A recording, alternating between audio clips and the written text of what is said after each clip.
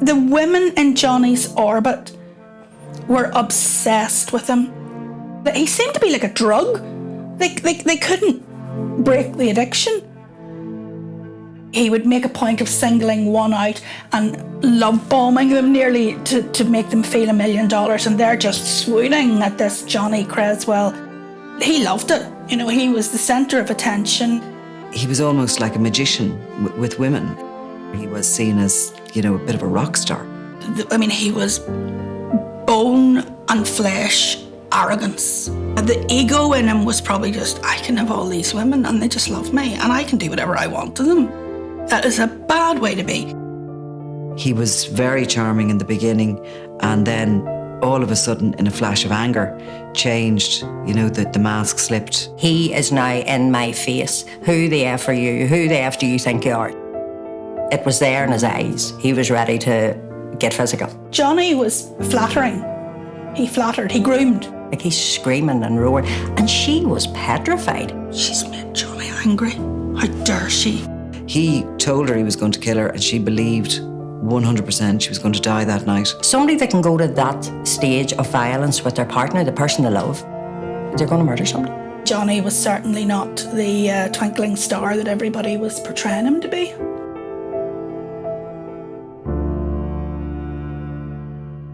Jonathan Creswell was born in Derry and he was raised in Derry. His biological father lives in Donegal, so he was raised by his mum and two very devoted grandparents. What could have been a vaguely scandalous situation in the 1980s was that his mother was a farm labourer who had a bit of a relationship with this sort of wealthy landowner, farmer guy called Herbie Lusby. Jonathan Creswell was the result of that. He wasn't good academically.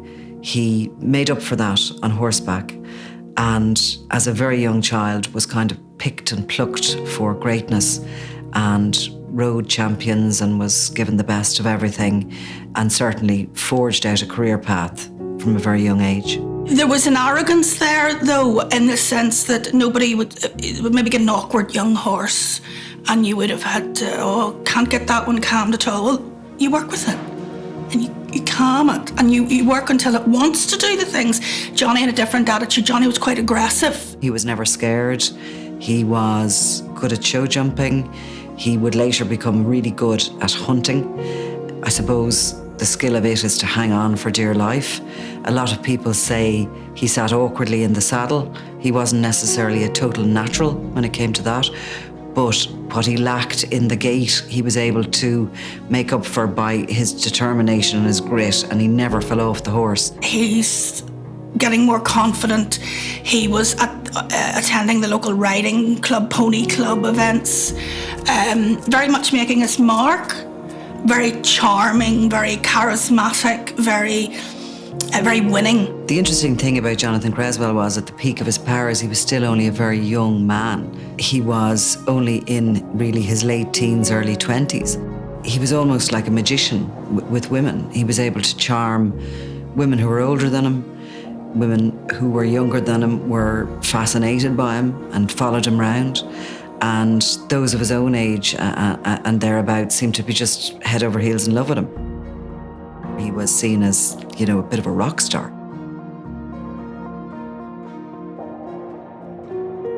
Jill Robinson enters the world of Jonathan Creswell when he's very young. He's only a young teenager, and she's a mature woman. And they begin a relationship, even though there's 8 years between them, which is an extraordinary thing. Like, he was only 15 and 16, and she was in her 20s, and they began a relationship. What I found even more intriguing was you'd expect in that situation that she'd be the boss, but actually it was him. She really fell head over heels for him, and he did her dirty. He went off with other women. He upset her to such an extent she actually left the country for a period of time, and she was absolutely enthralled and enraptured by him. She's originally from Omagh and seemed to have a long-standing fixation with Johnny. Now, I understand she likewise was a horse trainer and a breaker, or call it what you will, a talented rider in her own right. And I think she was riding for the Gillespies and then recommended Johnny her long-term friend, and that, to my understanding, is how he ended up in Tynan. I don't think you could even call Tynan a village. It's a hamlet. It's a sweet country area with a main street, 2 churches, and one pharmacy and the doctor's surgery on the far side. It has Dartonry stables and stud, when it has one of the old original Celtic crosses in Ireland, which is it's important to us. And it's small too, and it's close-knit. Abby Lyle was a showjumper from Bangor who was on the circuit. So they would have kind of bumped into one another at these events. And she was a little bit older than him as well. I think she was maybe 23 when he was 21. Nonetheless, he managed to charm her. He began texting her, prolifically texting her, and then they became involved in a full-time relationship, and she spent a lot of time with him. He was the gentleman, opening the door for her, let her go first. Very, very charming, but an absolute control freak. He was very charming in the beginning, and then all of a sudden, in a flash of anger, changed. You know, the mask slipped. He began beating her one night, and all of a sudden the relationship changed. We now know Abby Lyle was with him for 9 months, and he had only turned 21 in the January, and the kick-off came the following month when he attacked her. Abby was behaving in a way at home that her family, particularly her sisters, were becoming concerned about her. She was becoming withdrawn, she was spending less time with the family, and when she was with the family, they could see she was on the phone. They'd noticed some bruising. After one of these beatings, she went to court and got a protection order, essentially, against Creswell, and then she took him back again. You know, he contacted her. He seemed to be able to break down any barriers she put up. Each time, he was cruel and mean and nasty and violent. He'd apologise and tell her he loved her and he couldn't imagine life without her. David Lyle, Abigail Lyle's dad, had reached out, which on its own was very unusual. But he reached out and said he was very concerned for the welfare of his daughter. There was a lot happening within the family dynamic, that the mother was very ill, there was a lot going on. And it was genuine concern, and what can I do as a father, and can the police help? So I made contact with Abigail, and she did meet me. She very much minimised what was happening to her, which would again be very typical. I would have kept in contact with Abby, kept in contact with her dad, and eventually I got a phone call. I believe it was in the morning, and it was a very panicked, very breathless call. She had ran out of his house in Caledon, made it to a phone box, and he was holding her there against her will. She was crying. The only information I wanted off her at that moment: where exactly are you? Where's he? So I went and told my sergeant where I was going and bounced into the car to go over and get her. Hadn't been in Caledon in my life before, so I'm panicking, going, where is it? Where's his house? In that moment, that's what I was thinking about. So I found it, pulled up, and my car was facing his back door, and he comes barreling out at me. So I'm in plain clothes, I'm jeans and t-shirt or something, I don't know. And I had produced the warrant card to ID myself. Abby was standing at the back door, sort of very cowed, very shrunken. I could see her over him. I kind of ordered her to get into my car, which she did. She took a wide berth round him and got into my car. He is now in my face. Who the F are you? Who the F do you think you are? She's going nowhere, blah, blah, blah. And this went on for a while. And he was left in no doubt that she was coming with me, and this was not for negotiation. I took her back to Cookstown. She didn't require anything medical at that point, but she was really upset. She spoke to her dad, I think, maybe her sister as well. And she then sat with me for several hours and gave me a whole detailed account. It was a 19-page statement of the whole history of their very short relationship, and it was awful. He picked her up in Bangor, and he was beating her in the car on the way up the road, like continuously hitting her. She tried to get out of the car at one point, and he just continually punched her, took her across the border. strangled her into unconsciousness, and over and over and over again. Like, she would have described him sweating and screaming at her, and he takes her back to the house in Caledon. She wasn't allowed to make a noise. She wasn't allowed to alert the neighbours, and if she did, he was going to throw her into a bath full of bleach. Don't believe there ever was a bath full of bleach, but she believed he would do it. So it was horrific. What she detailed was horrific. He nearly killed that girl, and there's no getting away from that. We brought him in, and there was 21 charges to put to him. I cautioned him each time, and I did it in a very monotone voice. So I'm reading it off the screen, cautioning him, and it's quite a lengthy procedure.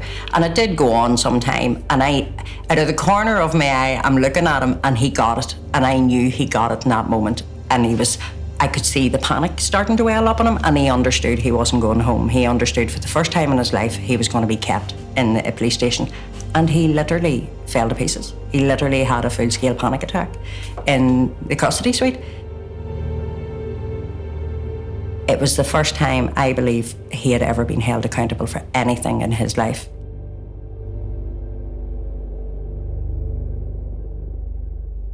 First time I saw him was when he was brought to court over those charges. Nicola had come in, and if you knew the layout of the court, judge sits there, we sit here, all the benches for the barristers, Doc's here, and Nicola comes in, picks me out and said, I have a major case coming in, do not leave. And they brought this man up from the cells, and he was small, slight, and they read out this litany of charges, and then Nula's sworn in, and they're going to go for bail, so they have to open the facts of the case. I couldn't believe it. The severity and the extent, it was, I think by that stage I was about 20 years in journalism.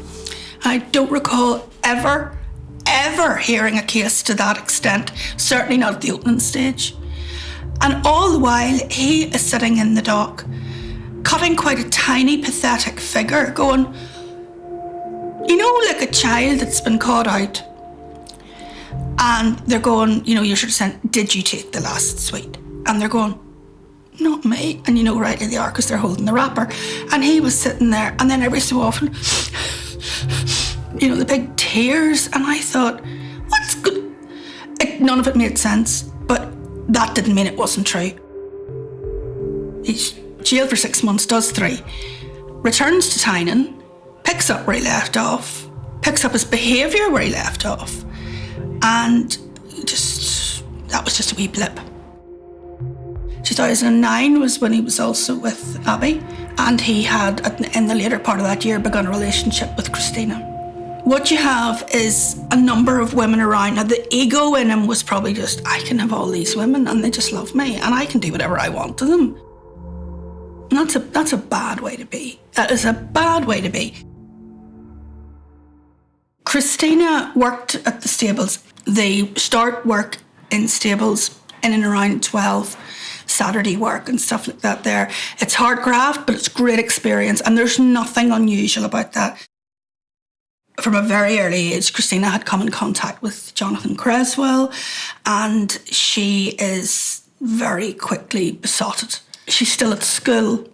She talks of her relationship with Creswell at school. You know, she's very young, but she's going to keep her man.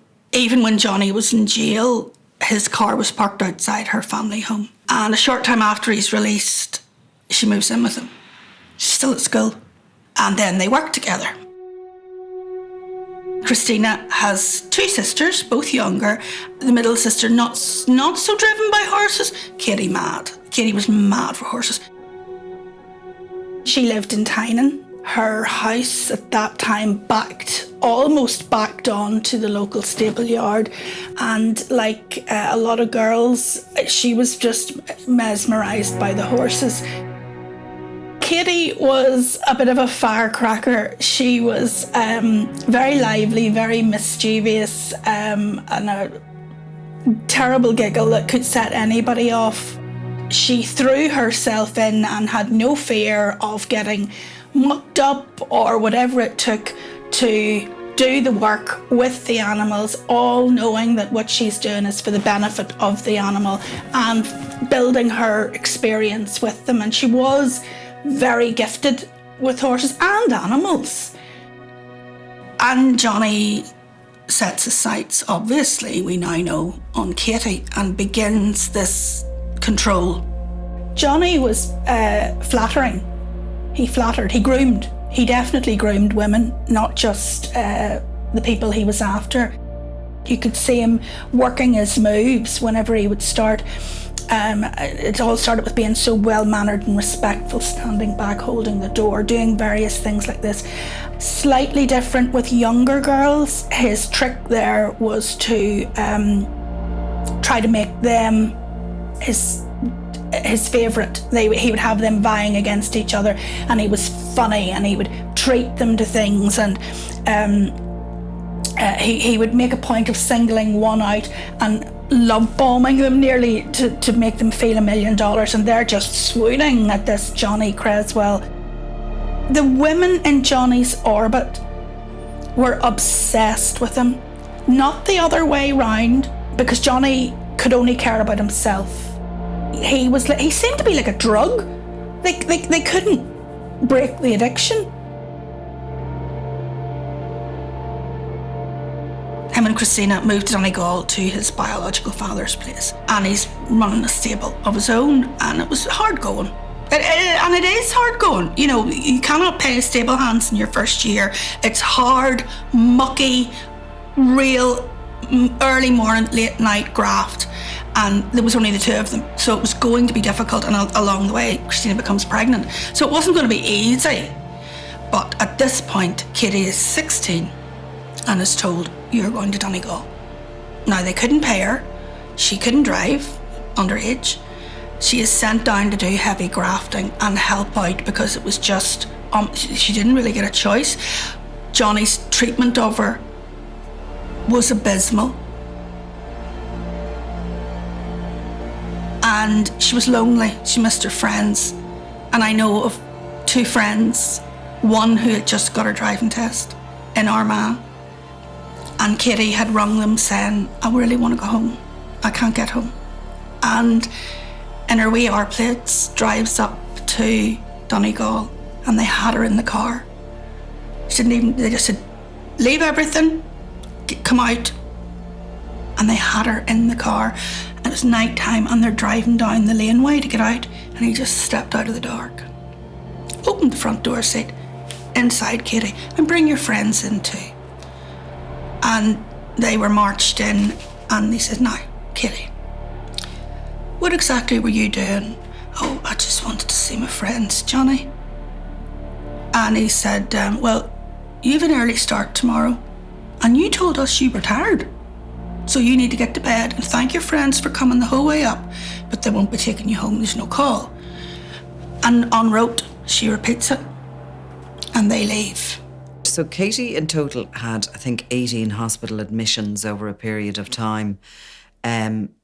He nearly always brings her to hospital and presents her as having fallen, off these horses that she loved. She was presented at Altnagelvin Hospital in Derry at one point with a broken back, and she was supposed to have fallen off a horse. There is suspicion, obviously, that Creswell beat her that time with a spade. She was released from hospital back to her mother's house, where she was on 6 months bed rest. But very shortly afterwards, she was seen back up in Donegal, picking up heavy loads of feed for the animals or whatever, wearing the back brace. So she was back at work with Johnny Creswell with a broken back. I've always got the impression there were two sides of Katie's life. There was the public side and the hidden side. The public side, she was full of life, smiling, twinkling eyes, a grafter. But there seemed to be a point where Katie would cross over, and all the bad stuff stayed there. And while I'm at this bit, this is where I am. I don't want to talk about that. I don't want to think about it. I don't want to hear about it. I'm here now. Let's just do this bit here. Let's smile. Let's get on with it. I think it was anything for a quiet life, because he was far from good to her. think Katie starts to think about herself and her future away from Creswell from quite a young age. Even the beginnings of the flirtation with Shane McCluskey before they ever get together, I think shows that he hasn't broken her spirit. She sees some sort of a future for herself, and she's delving into this relationship. And maybe if you're in that situation, it's very hard to just walk away on your own.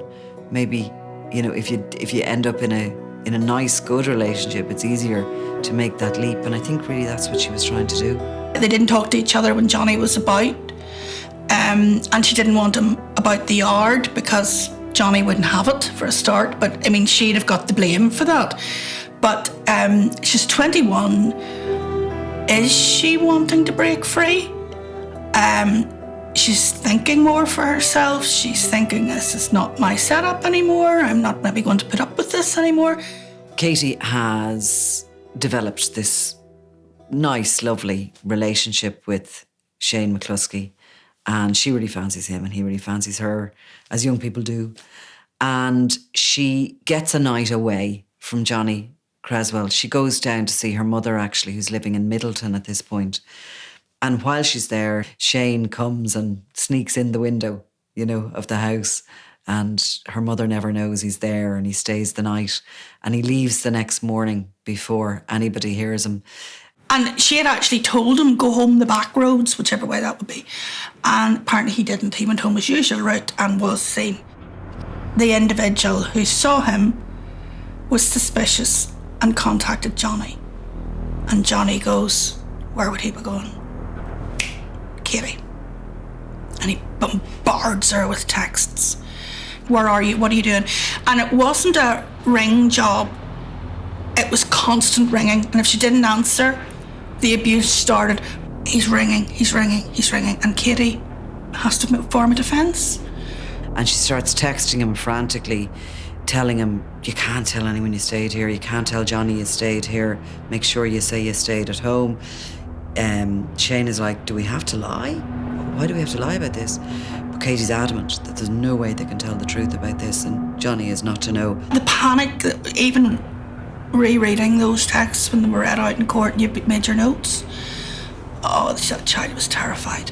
And she's still having to drive to the place where she knows it's going to kick off. And immediately there, takes her phone. And she didn't volunteer it. He took her phone. I'd no right to do that.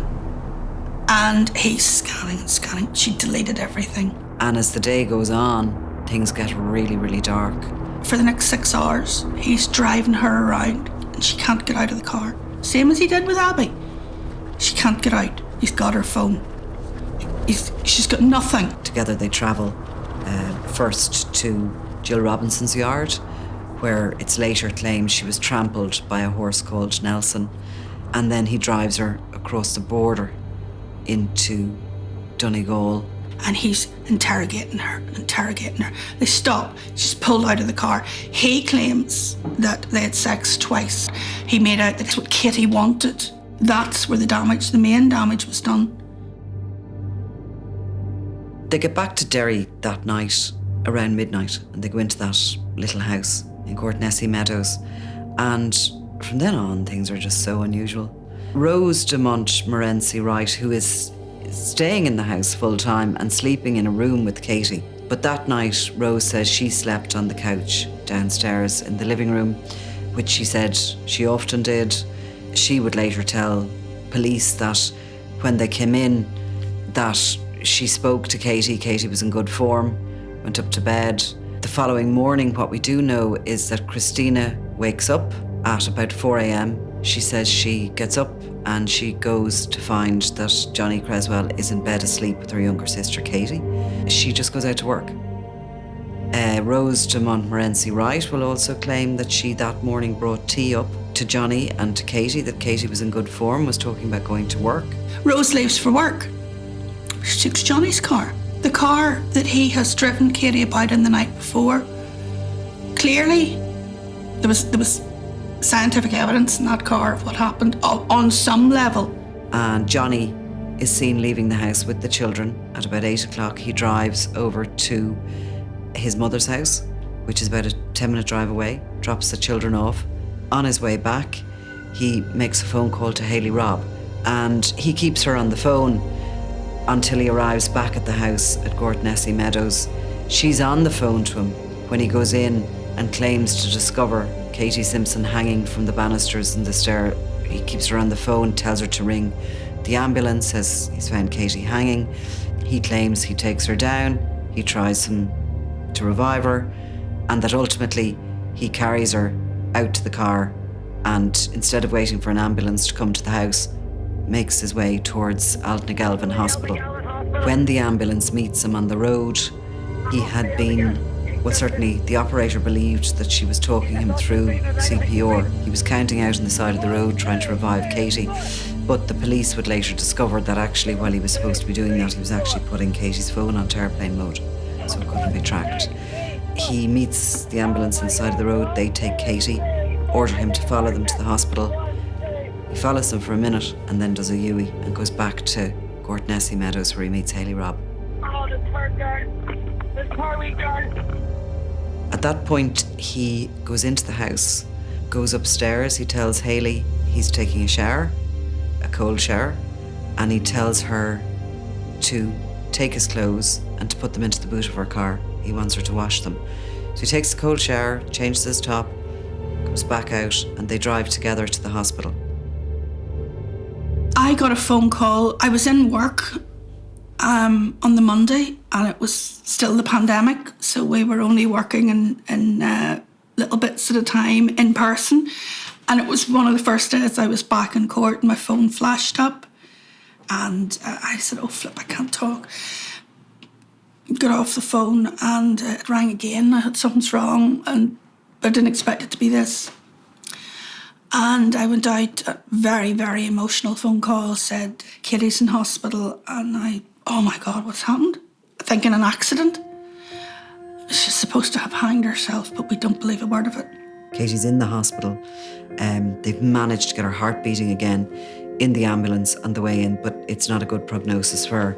She hasn't had oxygen to the brain for a long time, and she's brought into the emergency ward, into a life support machine.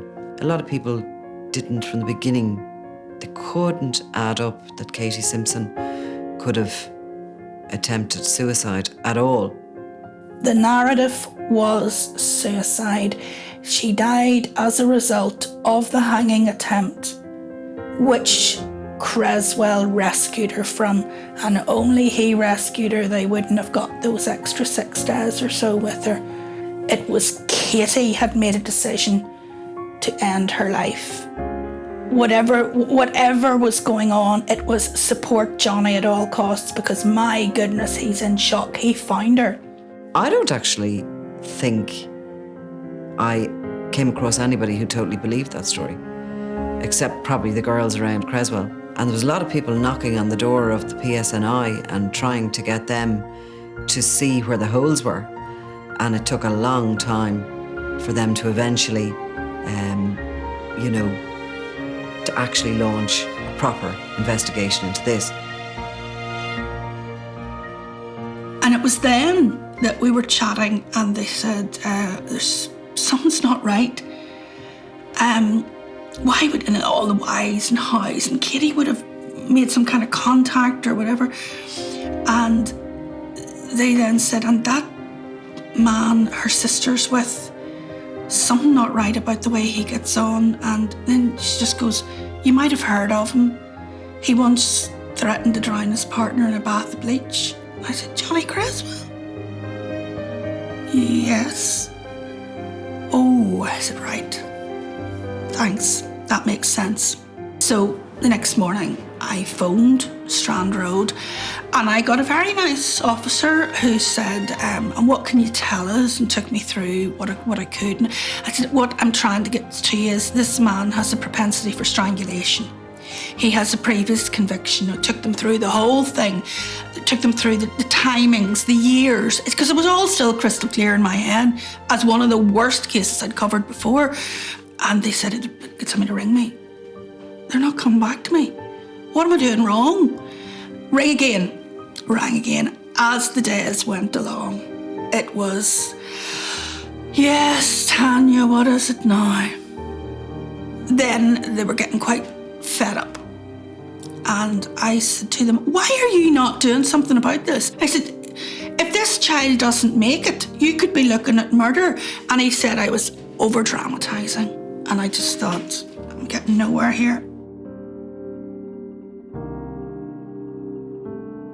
There were some pretty nasty interactions along the way with police who I spoke to. I kind of put that out of my head because all I really cared was I don't care what you say, I don't care what you do, I don't care what insult you throw at me. Just please look into this.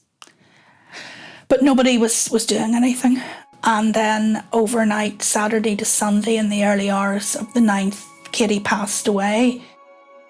I was told at 6:30 in the morning. And I texted the officer again at 9:30 and said, Katie's passed away, please ring me. And nothing. And that's the way it stayed. I got a call and it was from a woman and she said, you don't know me, I'm a journalist, I covered the Charlotte Murray trial. He says, there's a woman, I don't know if you're aware of the woman that's recently died in Derry, Katie Simpson, and her sister's boyfriend found her, but he's history of serious domestic violence. She gave me a brief background and the people have concerns and people have been going to the police. So you're duty bound, somebody rings you, member of the public, to do something about it. So I looked at it. She had all these lines up her leg, bruises up as far as her knee. She had bruises on her inner thigh, bruises on her arm. There was a big bruise on her shoulder, then a small cut on her lip and a tiny mark on her neck. I'm not an expert, but it didn't look like a ligature mark. It was just a small bruise. And the fact that her phone was missing, that was the other big thing. Her phone was missing. The young girl not having a phone doesn't make sense.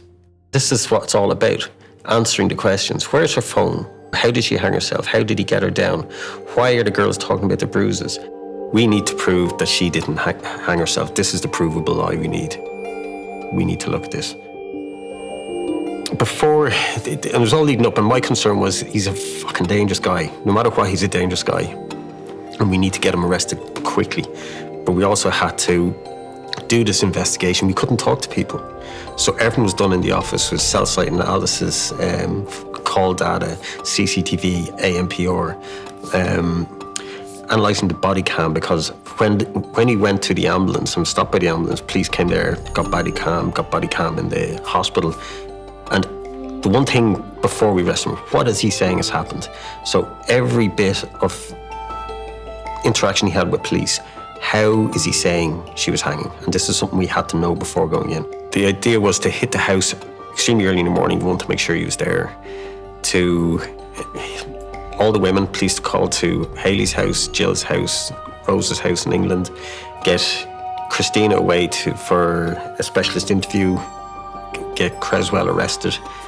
So it was a lot of police and a lot of organisation went into this happening like clockwork on the morning. What struck me though was police land at the door. We're making that holy racket. We're waking the neighbours, but nobody's answering the door. And it's like, there's something wrong here. This doesn't make sense. Eventually they let us in. He sits down on the couch and I said, you're going to be arrested for the murder of Katie Simpson. So ultimately, what they end up relying on is the fact that his story could not have been true. She could not have been hanging from the banisters in the way he said she was. And in other words, she couldn't have taken her own life. She had to have been murdered. None of his story added up as regards how he'd found her, how he'd cut her down, how she was positioned. The measurements failed him. And even when he was in custody, being questioned, they kept asking him to draw what it was he saw. And he actually turned to a solicitor at one stage and said, that doesn't add up, does it? The solicitor said, I wasn't there. Johnny Creswell, was really confident up until the end. And he seemed to have been confident and cocky up until the prosecution opened their case. And I think that's the first time the reality of the whole thing struck him, that he realised there was nobody left backing him. That, you know, Hayley Robb, who had been his subservient, you know, was going to be a chief witness, and others too were going to give evidence against him. There was nobody left for him. I think as that day drew to a close, the opening of the trial, he realised the weight of the evidence against him. His own legal team seemed to have realised the weight of the evidence against him, and I think he just felt defeated and sorry for himself. Well, he went home that night, and the following day the court opened for the second day of the trial, and there was delay, a bit of confusion, and then the journalist phones and started going. Johnny Creswell had been found dead by his mother in a address at Greysteel he was using as a bail address. She had presumably gone up after she couldn't raise him and had found him in the house. He was hanging. I think it would have been maybe better if Johnny had been convicted. I think I would have felt better. But it's just all left, just sort of in limbo. I wanted that court case to go ahead. I want people to see what happened. Katie deserved much, much better than she got. I don't think Katie has received justice at all. I think there's still a lot more to this story to be unravelled. I think I'd feel better if I could get accountability. That would probably help a lot, but we're a long way off that. But it is very hard thinking about her gone. You know, such a lovely, lovely girl. And so talented as well. But all you can do is keep making, you know, keep digging on until you get answers, and they are there. We'll get them eventually, and but it has been tough.